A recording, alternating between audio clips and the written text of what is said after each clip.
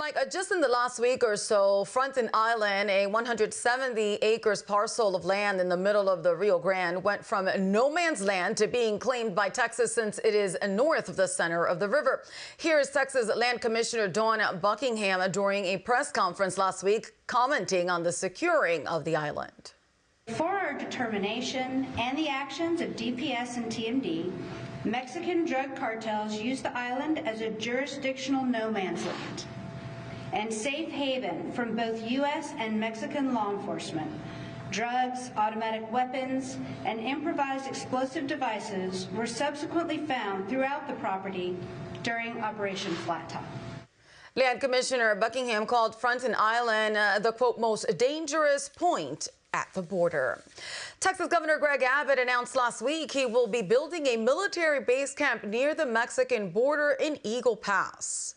But what we need to be able to do, and that is to make sure that the National Guard has the flexibility and the proximity to any type of crossings north or south of Shelby Park, so that they will be able to move swiftly to those locations and be able to impede the ability for anybody to cross illegally.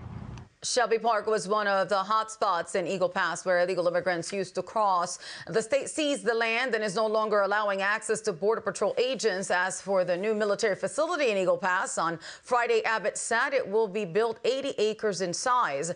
Townhall.com reports Major General Thomas Sulzer of Texas National Guard said they plan to expand operations in the area by adding 3 more fan boats and expanding the state's drone program. The governor also said the state will be putting up more razor wire given its success at Shelby Park, where crossings have dropped from 3,000 to 5,000 a day to less than 1% of that. Greg? Wow, that's impressive. Right now, let's talk with the president of wallbuilders.com, co-author of The American Story, Victory News contributor Tim Barton. Welcome to Victory News. Thanks, Greg. Good to be with you. So your Governor Abbott, is protecting Texas' southern border by building a new military base camp. I want you to now listen to the House Freedom Caucus, who wants Speaker Johnson to attach the House border security bill to the upcoming spending bill. Here's caucus leader. One of the caucus leaders, Representative Bob Good. I think we ought to be willing to have a fight over securing the border. I think we ought to refuse to fund the government. That is, if the administration continues to be unwilling to secure the border. So, Tim, no securing the southern border would mean no tax funds to keep the government running. Good idea? I think it is. I think that the immigration issue is a very much a winning issue for Republicans, because this is something that now you're seeing major cities that are Democrat cities. They've been Democrat strongholds for decades that are now getting on board as they've got a couple thousand illegal immigrants in, which is a drop in the bucket of how many illegal immigrants are here with all of these crossings. They're now recognizing this is the problem. This is a winning issue for the American people. And I think you would have to consider something like not funding the government to get the Biden administration to take this seriously at all, or to get the Senate to take this seriously at all. So I don't know this is a bad strategy. In fact, I think that anytime you can have the immigration issue at the forefront, this can be a winning strategy, because certainly this is a big issue for the American people. Okay, Senator Ted Cruz, also of Texas, believes that Joe Biden is not running the White House. He told Fox News Biden may have been replaced by Joe Obama. Here it is. So it's a combination of left-wing congressional Democrats and I think Barack Obama that are driving the train, and Joe Biden is Mr. Magoo just wandering around confused.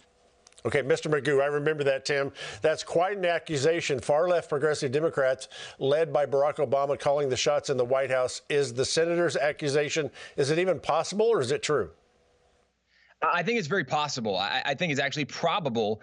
And it could be argued that, you know, it's a coincidence that Joe Biden's staff is nearly all the same staff. His leaders are nearly all the same leaders that were under Barack Obama. And people might argue, well, he was vice president, so he knew all these people. He just wanted them to be there. Well, that's possible that he knew them and brought them in. But it's also very possible that all of those staff members are looking at as Ted Cruz identified, maybe somebody like a Mr. Magoo character who's not cognitively there. Keep in mind, when the DOJ came out and identified that Biden had actually committed crimes, but that he was not competent enough to stand trial because his memory wasn't there, and the jury would be sympathetic going, oh, this poor old man, he doesn't really know what's going on. Well, if he's not competent to stand trial, he's certainly not competent to be president, and I think the staff members probably know that. And so if they're looking for some guidance, they probably are going back to someone like a President Obama and some of those leaders. So I think it's probably a pretty accurate assessment of the situation.